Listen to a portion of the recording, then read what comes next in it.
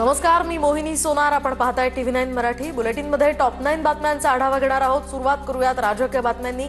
दरम्यान आज अर्ज माघारी घेण्याचा शेवटचा दिवस होता आणि अर्ज माघारीसाठी बऱ्याच ठिकाणी गोंधळ झाला, बाचाबाची झाली, अक्षरशः हाणामारी सुद्धा झाली. कुठे नेमकं काय घडलंय पाहूयात टॉप 9 बातम्यांमध्ये. सोलापूरमध्ये भाजप कार्यकर्त्यांनी भाजपच्या माजी नगरसेवकाचं कार्यालय फोडलं, तर तिकीट वाटपावरून झालेल्या राड्यात सर्वदे गटाच्या कार्यकर्त्यांनी शंकर शिंदेंचं कार्यालय फोडलं. मनसेच्या बाळासाहेब सर्वदे यांची हत्या झाल्याचाही आरोप. चौघे ताब्यात. नाशिकमध्ये भाजपचे बंडखोर आणि अधिकृत उमेदवारांमध्ये फ्रीस्टाईल राडा, तर अर्ज माघारी घेण्यासाठी जात असताना उमेदवार शिरसाट अंगावर धावून आल्याचाही आरोप. राड्यानंतर बंडखोर वंदना बिरारी यांचा रुद्रावतार. नाशिकमध्ये भाजप बंडखोर उमेदवाराला कार्यकर्त्यांनी घरात कोंडलं. अपक्ष अर्ज दाखल केल्यानंतर माघार घेऊ नये म्हणून कार्यकर्त्यांनी घराला बाहेरून लावलं कुलूप. अपक्ष उमेदवार ज्ञानेश्वर काकड यांच्याकडून सुद्धा माघार घेण्यास नकार. नागपुरात 2.5 तासांच्या हाय व्होल्टेज ड्राम्यानंतर आता किसन गावंडे यांचा अर्ज मागे, तर अर्ज मागे न घेण्यासाठी समर्थकांनी गावंडेंना काही वेळ घरामध्ये कोंडलं होतं. सोलापुरातही अर्ज माघारी घेताना पुन्हा एकदा गोंधळ. प्रभाग क्रमांक 3 मधील भाजप उमेदवार राजू पाटील आणि शिवसेनेचे उमेदवार सुरेश पाटील यांच्या समर्थकांमध्ये वाद झाला. अर्ज माघारी घेताना यावेळी हा मोठा वाद झाला. तर नागपुरात विनायक ढेहनकरांची बंडखोरी. अपक्ष अर्ज भरल्यानंतर भाजपच्या अर्चना ढेहनकर पतीचं घर सोडून भावाच्या घरी. माजी महापौर अर्चना ढेहनकर माहेरी जाऊन भाजपचा प्रचार करणार असल्याची माहिती. धुळे शहरातील प्रभाग क्रमांक 5 मध्ये राष्ट्रवादी भाजपात वाद, तर राष्ट्रवादीच्या उमेदवारावर भाजपच्या उमेदवाराच्या पतीनं हल्ला केल्याचाही आरोप. भाजपकडून बिनविरोध उमेदवार निवडून आणण्यासाठी दबाव. शिंदेच्या शिवसेनेच्या उमेदवार पार्वती जोगी यांचा सुद्धा आरोप.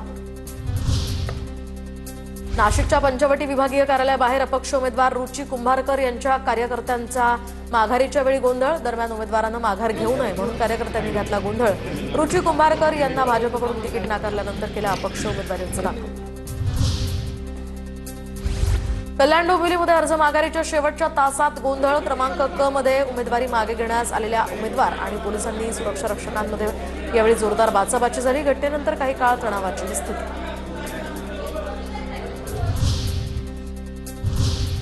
दरम्यान निवडणूक होण्याआधीच अनेक ठिकाणी महायुतीचे अनेक उमेदवार बिनविरोध निवडून आलेत. कोण कुठे निवडून आलाय पाहूयात. अनेक ठिकाणी महायुतीचे 57 उमेदवार बिनविरोध विजयी. ठाण्यामध्ये सेनेचे 4, पनवेलमध्ये भाजपचे 8, भिवंडीमध्ये भाजपचे 6, कल्याण डोंबिवलीत भाजपचे 15 आणि शिवसेनेचे 6, तर पुण्यात भाजपचे 3, जळगावात भाजपचे 4, शिवसेनेचे 4 यासह धुळ्यामध्ये भाजपचे 4 आणि अहिल्यानगरमध्ये भाजप 1 आणि अजित पवारांच्या राष्ट्रवादीचे 2 नगरसेवक बिनविरोध विजयी. धुळे महापालिकेमध्ये भाजपची आणखी एक जागा बिनविरोध. प्रभाग क्रमांक 17 अ मधील भाजपचे उमेदवार अमोल मासुळे बिनविरोध विजयी. शिवसेना शिंदे गटाच्या उमेदवारासह अपक्ष उमेदवारांनी माघार घेतल्यामुळे मासुळेंचा मार्ग मोकळा.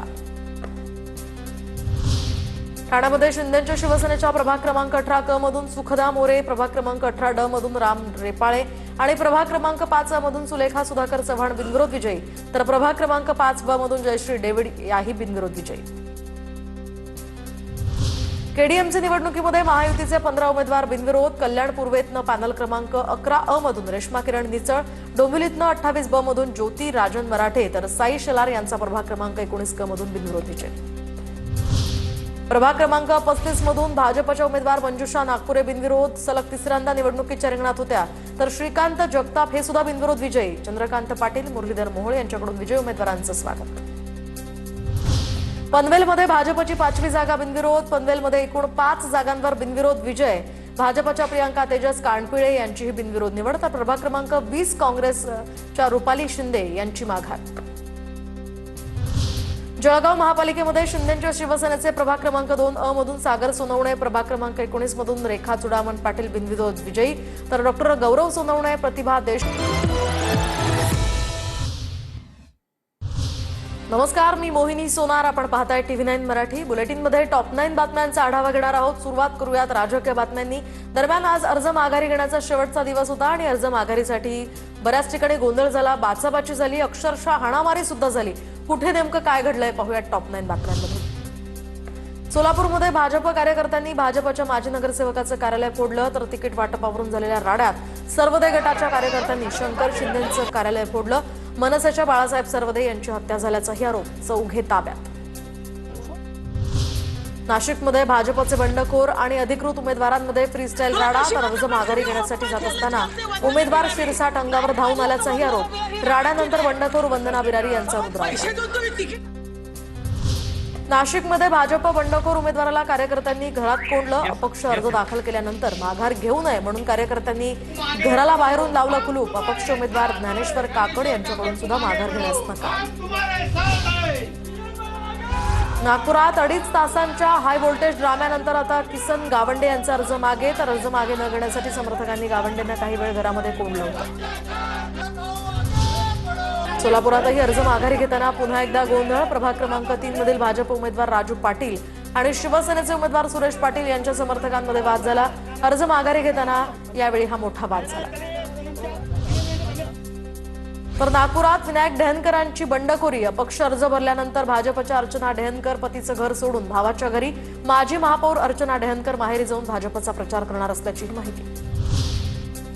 धुळे शहरातील प्रभाग क्रमांक 5 मध्ये राष्ट्रवादी भाजपात वाद, तर राष्ट्रवादीच्या उमेदवारावर भाजपच्या उमेदवाराच्या पतीनं हल्ला केल्याचाही आरोप. भाजपकडून बिनविरोध उमेदवार निवडून आणण्यासाठी दबाव. शिंदेच्या शिवसेनेच्या उमेदवार पार्वती जोगी यांचा सुद्धा आरोप. नाशिकच्या पंचवटी विभागीय कार्यालयाबाहेर अपक्ष उमेदवार रुची कुंभारकर यांच्या कार्यकर्त्यांचा माघारीच्या वेळी गोंधळ. दरम्यान उमेदवारांना माघार घेऊ नये म्हणून कार्यकर्त्यांनी घातला गोंधळ. रुची कुंभारकर यांना भाजपकडून तिकीट नाकारल्यानंतर केला अपक्ष उमेदवारांचा दाखल. कल्याण डोंबिवलीमध्ये अर्ज माघारीच्या शेवटच्या तासात गोंधळ. क्रमांक क मध्ये उमेदवारी मागे घेण्यास आलेल्या उमेदवार आणि पोलिसांनी सुरक्षा रक्षकांमध्ये यावेळी जोरदार बाचाबाची झाली. घटनेनंतर काही काळ तणावाची स्थिती.